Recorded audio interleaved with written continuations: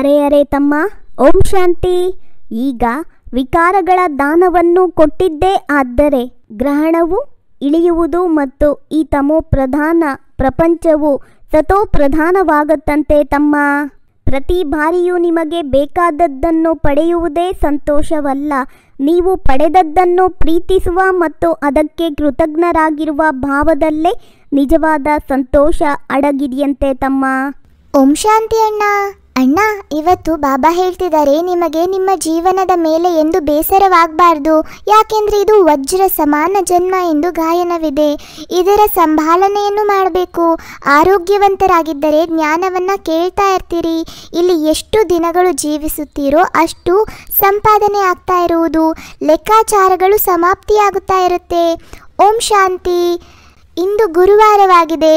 ನೀವು ಮಕ್ಕಳು ಸದ್ಗುರುವಾರವೆಂದು ಹೇಳ್ತೀರಿ, ಯಾಕೆಂದರೆ ಸತ್ಯುಗದ ಸ್ಥಾಪನೆ ಮಾಡುವವರು ಇದ್ದಾರೆ. ಪ್ರತ್ಯಕ್ಷದಲ್ಲಿ ಸತ್ಯನಾರಾಯಣನ ಕಥೆಯನ್ನು ತಿಳಿಸ್ತಾರೆ, ನರನಿಂದ ನಾರಾಯಣನನ್ನಾಗಿ ಮಾಡ್ತಾರೆ. ಅರ್ಥವು ಮೊದಲು ಎಲ್ಲದಕ್ಕಿಂತ ಪವಿತ್ರವಾಗಿತ್ತು, ನಂತರ ದೇವತೆಗಳು ವಾಮ ಮಾರ್ಗದಲ್ಲಿ ಹೋಗುತ್ತಾರೆಂದರೆ ಭೂಕಂಪ ಇತ್ಯಾದಿಗಳಲ್ಲಿ ಸ್ವರ್ಗದ ಎಲ್ಲ ಸಾಮಗ್ರಿಗಳು, ಚಿನ್ನದ ಮೆಹಲುಗಳು ಇತ್ಯಾದಿಗಳೆಲ್ಲವೂ ಸಮಾಪ್ತಿಯಾಗುತ್ತದೆ. ನಂತರ ಹೊಸದಾಗಿ ಆರಂಭವಾಗುತ್ತವೆ. ವಿನಾಶವು ಅವಶ್ಯವಾಗಿ ಆಗುತ್ತದೆ. ಯಾವಾಗ ರಾವಣ ರಾಜ್ಯವು ಆರಂಭವಾಗುತ್ತದೆಯೋ ಆಗ ಉಪದ್ರವಗಳಾಗುತ್ತವೆ. ಈ ಸಮಯದಲ್ಲಿ ಎಲ್ಲರೂ ಪತಿತರಾಗಿದ್ದಾರೆ. ಸತ್ಯಯುಗದಲ್ಲಿ ದೇವತೆಗಳು ರಾಜ್ಯ ಮಾಡುತ್ತಾರೆ. ಆಸುರರು ಮತ್ತು ದೇವತೆಗಳ ಯುದ್ಧವನ್ನು ತೋರಿಸಿದ್ದಾರೆ. ಆದರೆ ದೇವತೆಗಳಿರುವುದು ಸತ್ಯಯುಗದಲ್ಲಿ. ಅಂದ ಮೇಲೆ ಅಲ್ಲಿ ಯುದ್ಧವಾಗಲು ಹೇಗೆ ಸಾಧ್ಯ? ಸಂಗಮ ಯುಗದಲ್ಲಂತೂ ದೇವತೆಗಳೇ ಇರಲು ಸಾಧ್ಯವೇ ಇಲ್ಲ. ನಿಮ್ಮ ಹೆಸರಾಗಿದೆ ಪಾಂಡವರು ಕೌರವರ ಯುದ್ಧವೂ ಆಗುವುದಿಲ್ಲ. ಇದೆಲ್ಲವೂ ಸುಳ್ಳಾಗಿದೆ ಅಂತ ಹೇಳ್ತಿದ್ದಾರೆ ತಮ್ಮ. ಹೆಚ್ಚಿನವರು ಸಮಸ್ಯೆಯನ್ನು ವಿಧ ವಿಧವಾಗಿ ಬಣ್ಣಿಸುತ್ತಲೇ ಕಾಲ ಕಳೆಯುತ್ತಾರೆ. ಅದರಲ್ಲಿ ಸ್ವಲ್ಪ ಹೊತ್ತನ್ನು ಪರಿವಾರದ ಬಗ್ಗೆ ಯೋಚಿಸಿದರೆ ಸಮಸ್ಯೆಯೇ ಇಲ್ಲವಾಗುತ್ತಿತ್ತು. ಅಣ್ಣ, ಬಾಬಾ ಹೇಳ್ತಾರೆ ಇಡೀ ಹಳೆಯ ಪ್ರಪಂಚವೇ ಸಮಾಪ್ತಿಯಾಗಬೇಕಾಗಿದೆ. ಲಕ್ಷ್ಮಿಯಿಂದ ಮನುಷ್ಯರು ಹಣವನ್ನೇ ಕೇಳ್ತಾರೆ. ಲಕ್ಷ್ಮಿಯು ದೊಡ್ಡವರೋ ಅಥವಾ ಜಗದಂಬೆಯು ದೊಡ್ಡವರೋ? ಜಗದಂಬೆಯ ಮಂದಿರಗಳು ಬಹಳಷ್ಟಿವೆ. ಮನುಷ್ಯರಿಗೆ ಏನೂ ತಿಳಿದಿಲ್ಲ, ನೀವು ತಿಳಿದುಕೊಂಡಿದ್ದೀರಿ. ಲಕ್ಷ್ಮಿಯಂತೂ ಸ್ವರ್ಗದ ಮಾಲೀಕರಾಗಿದ್ದಾರೆ ಮತ್ತು ಜಗದಂಬೆ ಸರಸ್ವತಿ ಎಂದು ಹೇಳ್ತಾರೆ. ಆ ಜಗದಂಬೆಯೇ ನಂತರ ಲಕ್ಷ್ಮಿ ಆಗುತ್ತಾರೆ. ನಿಮ್ಮ ಪದವಿಯು ಶ್ರೇಷ್ಠವಾಗಿದೆ, ದೇವತೆಗಳ ಪದವಿಯು ಕಡಿಮೆಯಾಗಿದೆ. ಬ್ರಾಹ್ಮಣರ ಶಿಖೆಯ ಸರ್ವಶ್ರೇಷ್ಠವಾಗಿದೆ ಅಲ್ವೇ? ನೀವು ಎಲ್ಲರಿಗಿಂತಲೂ ಶ್ರೇಷ್ಠರಾಗಿದ್ದೀರಿ. ಸರಸ್ವತಿ ಜಗದಂಬೆ ಎಂದು ನಿಮ್ಮ ಮಹಿಮೆಯೇ ಇದೆ. ಅವರಿಂದ ಏನು ಸಿಗುತ್ತೆ? ಇದರ ಶರೀರ ಸಂಭಾಲನೆಯನ್ನು ಮಾಡಬೇಕಾಗುತ್ತದೆ. ಏಕೆಂದರೆ ಆರೋಗ್ಯವಂತರಾಗಿದ್ದರೆ ಜ್ಞಾನವನ್ನು ಕೇಳುತ್ತಾ ಇರುತ್ತೀರಿ. ಕಾಯಿಲೆಯ ಸಮಯದಲ್ಲಿಯೂ ಸಹ ಕೇಳಬಲ್ಲಿರಿ, ತಂದೆಯನ್ನು ನೆನಪು ಮಾಡಬಲ್ಲಿರಿ. ಇಲ್ಲಿ ಎಷ್ಟು ದಿನಗಳು ಜೀವಿಸಿರುತ್ತೀರೋ ಅಷ್ಟು ಸುಖಿಯಾಗಿ ಜೀವಿಸುತ್ತೀರಿ. ಏಕೆಂದರೆ ಇಲ್ಲಿ ಸಂಪಾದನೆಯಾಗುತ್ತಾ ಇರುವುದು, ಲೆಕ್ಕಾಚಾರಗಳೆಲ್ಲವೂ ಸಮಾಪ್ತಿಯಾಗುತ್ತಾ ಇರುವುದು. ಬಾಬಾ ಸತ್ಯಯುಗವು ಯಾವಾಗ ಇರುವುದು? ಇದು ಬಹಳ ಕೊಳಕು ಪ್ರಪಂಚವಾಗಿದೆ ಅಂತ ಮಕ್ಕಳು ಕೇಳ್ತಾರಂತೆ ತಮ್ಮ. ಇದಕ್ಕೆ ತಂದೆ ತಿಳಿಸ್ತಾರೆ, ಅರೆ ಮೊದಲು ತಮ್ಮ ಕರ್ಮಾತೀತ ಸ್ಥಿತಿಯನ್ನು ಮಾಡಿಕೊಳ್ಳಿ. ಸಾಧ್ಯವಾದಷ್ಟು ಪುರುಷಾರ್ಥ ಮಾಡುತ್ತಾ ಇರಿ. ಶಿವ ತಂದೆಯನ್ನು ನೆನಪು ಮಾಡಿ ಎಂದು ಮಕ್ಕಳಿಗೂ ಸಹ ಕಲಿಸಿಕೊಡಬೇಕು. ಇದು ಅವ್ಯಭಿಚಾರಿ ನೆನಪಾಗಿದೆ ಅಂತ ಹೇಳ್ತಿದ್ದಾರೆ ತಮ್ಮ.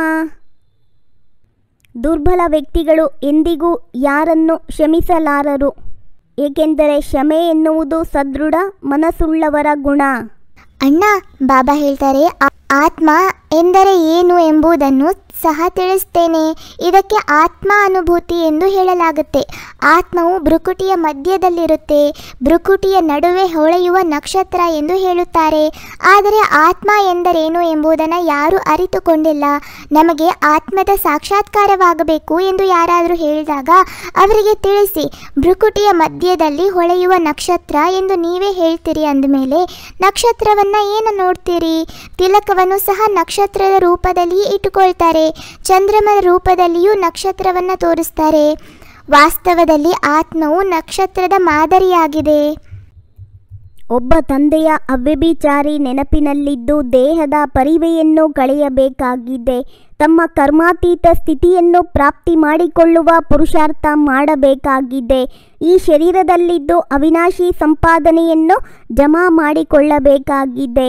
ಜ್ಞಾನಿ ಆತ್ಮಗಳಾಗಿ ಅನ್ಯರ ಸೇವೆ ಮಾಡಬೇಕಾಗಿದೆ. ತಂದೆಯಿಂದ ಏನನ್ನು ಕೇಳಿದ್ದೀರೋ ಅದನ್ನು ಧಾರಣೆ ಮಾಡಿ ಅನ್ಯರಿಗೂ ತಿಳಿಸಬೇಕು. ಪಂಚವಿಕಾರಗಳ ದಾನ ಮಾಡಿ ರಾಹುವಿನ ಗ್ರಹಣದಿಂದ ಮುಕ್ತರಾಗಬೇಕು ಅಂತ ಹೇಳ್ತಿದ್ದಾರೆ ತಮ್ಮ. ಅಣ್ಣ, ಬಾಬಾ ನಮ್ಮೆಲ್ಲರಿಗೂ ವರದಾನ ಕೊಡ್ತಿದ್ದಾರೆ. ಏಕಮತ ಮತ್ತು ಏಕರಸ ಅವಸ್ಥೆಯ ಮೂಲಕ ಧರಣಿಯನ್ನು ಫಲದಾಯಕ ಮಾಡುವಂತಹ ಸಾಹಸವಂತ ಭವ. ಯಾವಾಗ ನೀವು ಮಕ್ಕಳು ಸಾಹಸವಂತರಾಗಿ ಸಂಘಟನೆಯಲ್ಲಿ ಏಕಮತ ಮತ್ತು ಏಕರಸ ಅವಸ್ಥೆಯಲ್ಲಿ ಇರುತ್ತಾ ಹಾಗೂ ಒಂದೇ ಕೆಲಸದಲ್ಲಿ ತೊಡಗುವಿರಿ, ಆಗ ಸ್ವಯಂ ಕೂಡ ಪ್ರಫುಲ್ಲಿತರಾಗ್ತೀರಿ ಮತ್ತು ಧರಣಿಯನ್ನು ಸಹ ಫಲದಾಯಕ ಮಾಡ್ತೀರಿ. ಹೇಗೆ ಇತ್ತೀಚೆಗೆ ಸೈನ್ಸ್ ಮೂಲಕ ಈಗೀಗ ಬೀಜ ಬಿತ್ತಿದರೆ ಈಗೀಗ ಫಲ ಸಿಗುತ್ತೆ, ಅದೇ ರೀತಿ ಸೈಲೆನ್ಸ್ನ ಬಲದಿಂದ ಸಹಜ ಮತ್ತು ತೀವ್ರಗತಿಯಿಂದ ಪ್ರತ್ಯಕ್ಷತೆಯನ್ನು ನೋಡ್ತಾರೆ. ಯಾವಾಗ ಸ್ವಯಂ ನಿರ್ವಿಘ್ನ ಒಬ್ಬ ತಂದೆಯ ಲಗನ್ನಲ್ಲಿ ಮಗನ್ ಏಕಮತ ಮತ್ತು ಏಕರಸರಾಗುವಿರಿ, ಆವಾಗ ಅನ್ಯ ಆತ್ಮಗಳು ಸಹ ಸ್ವತಃವಾಗಿ ಸಹಯೋಗಿಗಳಾಗುವರು ಮತ್ತು ಧರಣಿ ಫಲದಾಯಕವಾಗಿ ಬಿಡುವುದು. ಅಣ್ಣ, ಇಂದಿನ ಸ್ಲೋಗನ್ ಆಗಿದೆ, ಯಾರು ಅಭಿಮಾನವನ್ನು ತಮ್ಮ ಘನತೆ ಎಂದು ತಿಳಿಯುತ್ತಾರೆ ಅವರು ನಿರ್ಮಾಣರಾಗಲು ಸಾಧ್ಯವಿಲ್ಲ. ನಿಮ್ಮೆಲ್ಲರಿಗೂ ಈ ಅಣ್ಣ ತಮ್ಮನ ಮುರುಳಿಯ ಕಾನ್ವರ್ಸೇಷನ್ ಇಷ್ಟ ಆಗಿದ್ರೆ ಲೈಕ್ ಮಾಡಿ, ಶೇರ್ ಮಾಡಿ ಹಾಗೂ ಈ ಚಾನಲನ್ನು ಸಬ್ಸ್ಕ್ರೈಬ್ ಆಗೋದನ್ನು ಮರಿಬೇಡಿ. ಓಂ ಶಾಂತಿ.